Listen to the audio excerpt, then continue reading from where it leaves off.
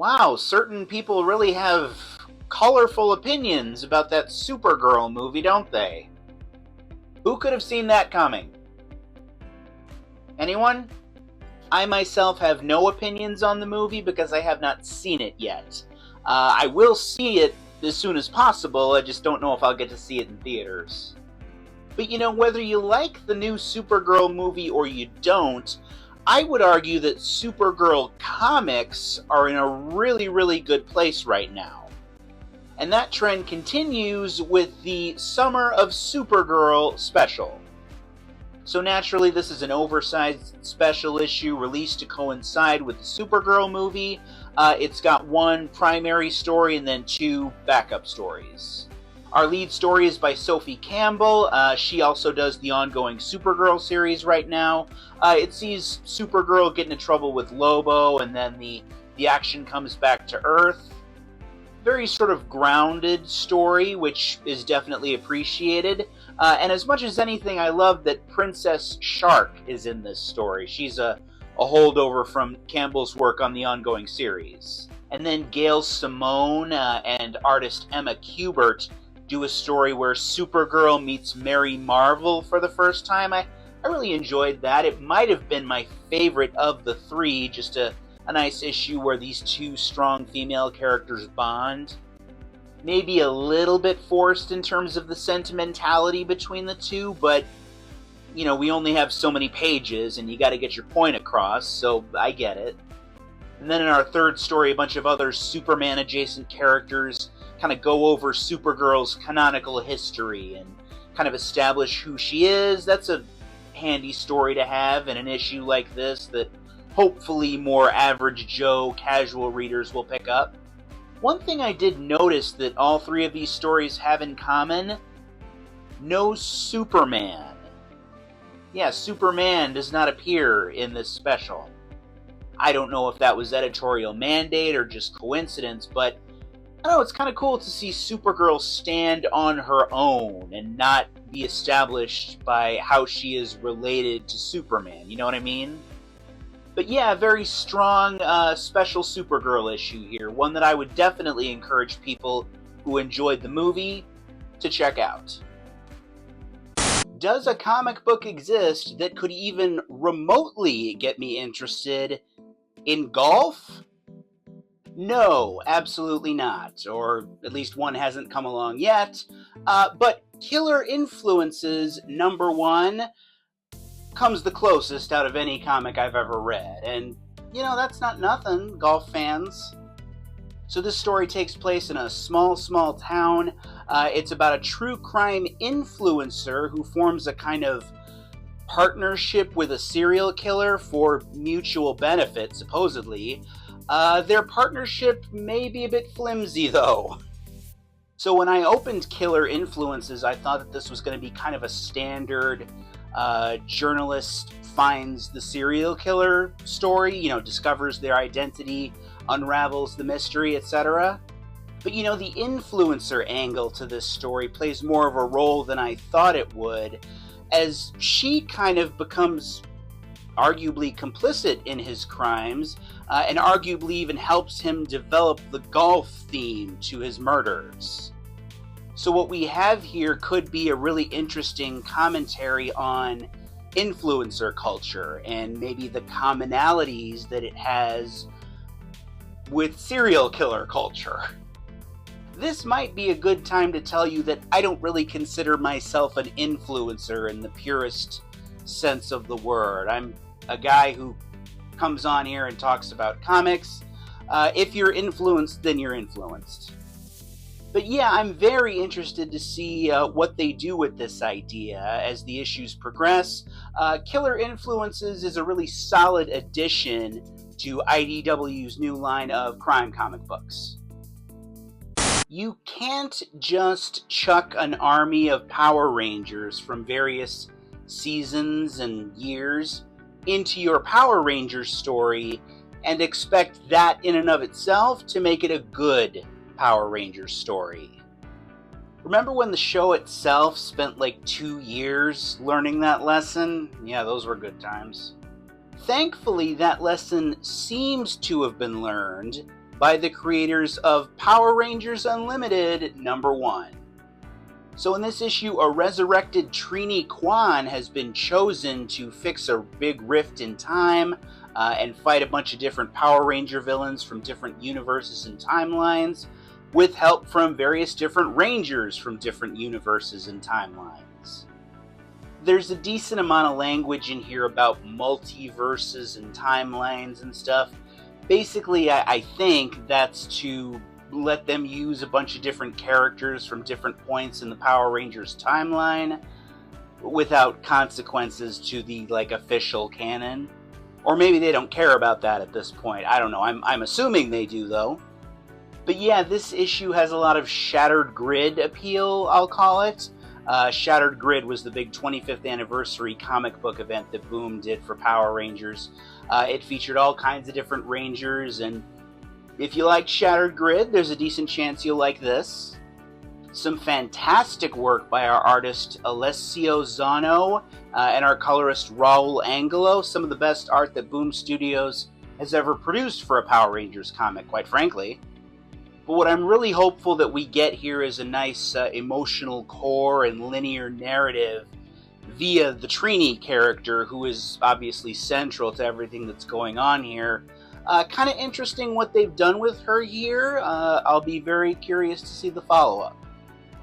But yeah, that's kind of the bottom line with this Power Rangers Unlimited book right now. Interesting premise and idea here, but it's all about the follow-up, so I will be watching with great interest. A new bromance can sometimes blossom in the most unlikely of places. Case in point, Bizarro, Year None, #2. So as a reminder, this story takes place pretty early on the Superman timeline.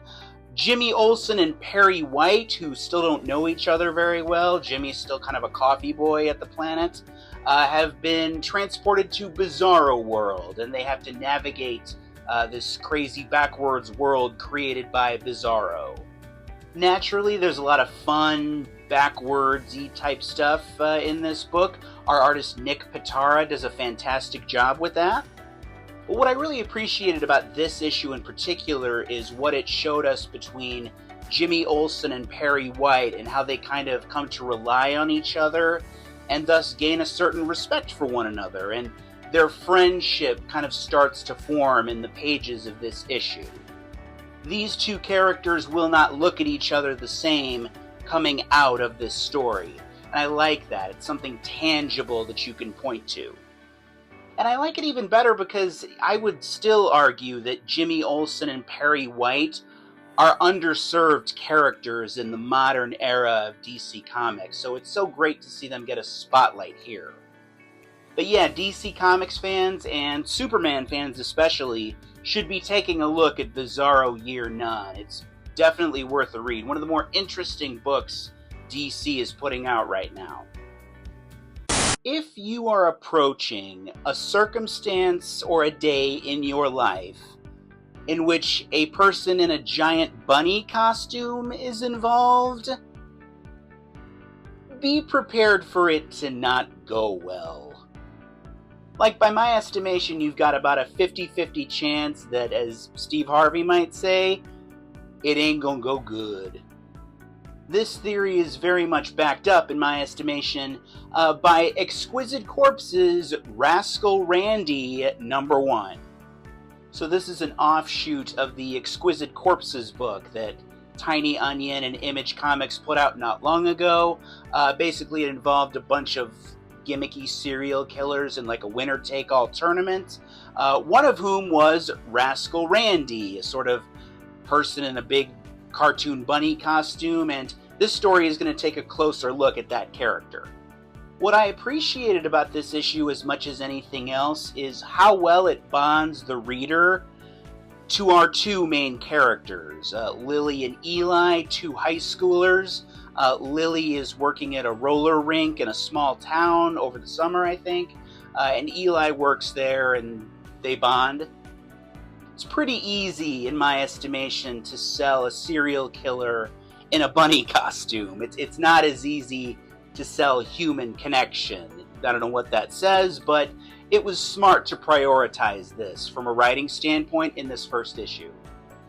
Artistically, it hits all the right notes. Dylan Burnett, along with our colorist Jordi Belair, give us an issue that is scary when it needs to be scary and sympathetic and draws you in when necessary.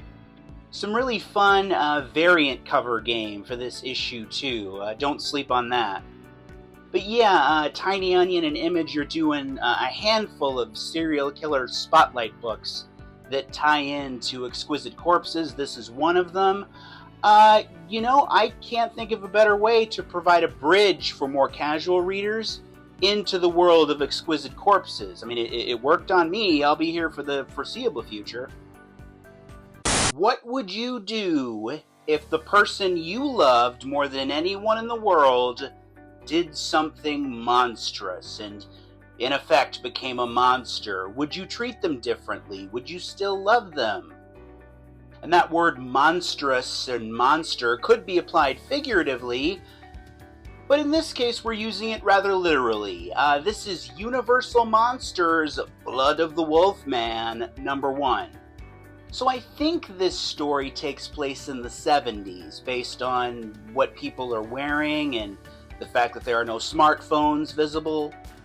But it's about a young man named Adam who has the curse of the Wolfman, and he slaughters a bunch of young people at a party. And his father kind of makes the decision to hide him and, lead him away from the police and justice, etc. And Adam is very remorseful for what he's done and almost seems to want to turn himself in, but his father won't allow it. And I just find that dynamic to be really interesting, the notion that love doesn't necessarily know any kind of moral boundaries. It's a very human idea. And that's why I think this book, at least thus far, has a lot more meat to it, story-wise, than any of the other Universal Monster books that Skybound and Image have put out, or at least the ones that I've read. Artistically, I love how the talents that are attached to this book continue to tie it back to like the 40s look and feel of the monsters. That's definitely the case with the Wolfman here. There is a moment in this book toward the end, like our cliffhanger, that's pretty over the top from a horror standpoint, but it's not necessarily out of place in a book like this, so hey, I'll allow it. But yeah, a very gripping first issue from Blood of the Wolfman, both in terms of the horror content and the human content. What kind of politician would the Shredder make? Granted, you can argue he wouldn't exactly have a lot of stunning contemporaries in today's political world. Maybe Shredder could get universal healthcare passed, we don't know. But wisdom can be found in some of the most unlikely places sometimes, and I think I found some wisdom that could be applied to our modern political world in Teenage Mutant Ninja Turtles Shredder #10. No, seriously, I actually did. This is going to make sense, just listen. So in this issue, there's a techno-organic alien parasite in the Shredder's body, basically, and Shredder is fighting it in his mindscape. He's basically fighting this alien parasite in a dream. Some tremendous art here by Giona Zeffiro and Marco Lesko, our colorist. The Mindscape stuff looks great, as does the entire issue, really. But yeah, in this issue, Shredder is also being opposed by this group of, techno ninjas who are naturally against he and the Foot Clan. And at one point, Shredder looks at one of the ninja guys and just says, "There is no more time for your juvenile factionalism." That's modern politics in a nutshell right there, ladies and gentlemen. Juvenile factionalism. In fact, I'll do you one better. The parasite actually calls human beings meat computers in this issue, which I thought was clever. So let's amend that to meat computers engaging in juvenile factionalism. That's modern politics, and that's our world, I guess. Either way, our author Dan Waters continues to kill it on this Shredder book. I've been saying it. Don't know what else I gotta say. If you're not picking this book up, pick it up. Absolute Green Arrow number 3 seems to ponder where the line is between cold-blooded murder and justifiable homicide as far as the ultra-rich are concerned. To be clear, I'm not advocating for anything here, or certainly not encouraging anyone to do anything. I'm just saying that's what's in this comic book as far as I'm concerned. And it's a comic book that's clearly resonating with people because it just got extended from 6 issues to 12 issues. But indeed, in this issue, Dinah Lance continues to investigate the Green Arrow killer, try to stop him and find out his identity, and she makes some startling and disturbing discoveries. There's a scene in this issue where a podcaster kind of contemplates with melancholy the fact that the ultra-rich and corrupt seem to control everything in the world, and she sort of ponders how certain people are okay with the Green Arrow killer murdering the rich and sort of what that says. And indeed, there is an action scene in this issue where we see that certain members of the general public are on the Green Arrow killer's side. They actually help him out. And again, I'm not saying anyone is right here. Certainly it's wrong on some level, but it did kind of bring to mind Luigi Mangione and what he did. The fact that certain people are big Luigi Mangione fans. When certain rich and powerful people act unethically, inevitably ethical questions get raised, and some of those questions are uncomfortable. I'm very curious to see what happens when DC inevitably gives us the next Green Arrow ongoing series, like the regular, traditional, canonical Green Arrow. Because you've got to believe the success of the Absolute Green Arrow series will influence that and give them an idea of what they want the usual Green Arrow to be like. I'm just curious to see what that looks like.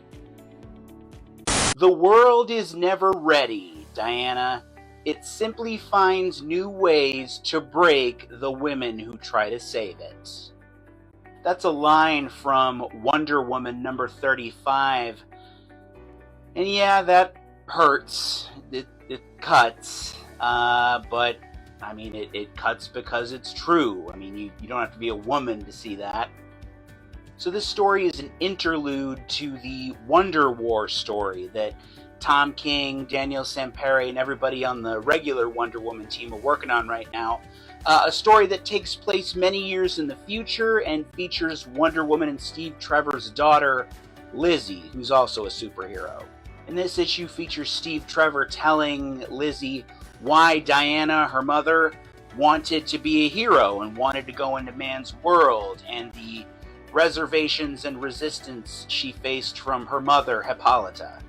Stephanie Williams is once again our guest author for this issue.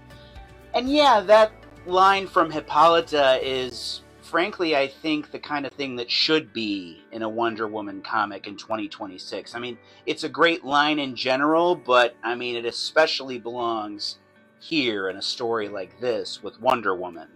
It actually dives into Hippolyta's history as a hero and her time with the Justice Society of America, which is something that was just recently explored in the JSA Year 1 storyline over in the pages of JSA. I appreciated that. And our artist here, Clayton Henry, does a great job, as he always does. A lot of talking scenes in this book, whether between Diana and Hippolyta or Steve and Lizzie. He makes them interesting to look at, which is not always an easy thing to do. But yeah, back to Stephanie Williams for a second. I think she would be a tremendous pick to succeed Tom King on this Wonder Woman ongoing series whenever he's done. This is the strongest fill-in Wonder Woman issue that she's done yet, in my opinion. Do you guys ever wonder what Miss Rachel would be like in a post-apocalyptic world filled with, like, monsters/zombies and stuff? What's that you say? You say that's an absurd statement that could only be made by a man who spends too much time in his powder blue basement reviewing comic books? To that I say, you might be onto something. But I think that Only the Savage Are Left, the miniseries that's currently being published by Dark Horse Comics, issue 2 of which just came out, might kinda sorta give us an answer to the Miss Rachel and the Apocalypse question. So long story short, Only the Savage Are Left is about a young man named Ryder who's on a quest to save a woman he loves in this apocalyptic world where people can turn into monsters via a plague. And the thing about Ryder is that he doesn't really have it in him to be a Daryl Dixon hunter-killer apocalyptic warrior type. He's got a soft heart, and he kind of tries to lead with kindness in a world that's kind of forgotten what kindness is. And honestly, when I read this issue, it kind of made me think of Miss Rachel. I mean, maybe I'm just seeing too much of her on my feed, but I made that connection. Miss Rachel, if you don't know, is a YouTuber turned kids show host turned kids civil rights activist, basically. But she very much is in the public advocating for kids and leading with kindness and compassion, that sort of thing. But yeah, Only the Savage Are Left, at least the 2 issues we've gotten thus far, have kind of made me think of the kindness movement that we're kind of seeing in the world right now, framed through the lens of a monster apocalypse type story. And you know what? At the end of the day, I'm here for it. The world could use more people that are trying to be like Ryder and Miss Rachel, as opposed to people who think they're Daryl Dixon, if you know what I'm saying.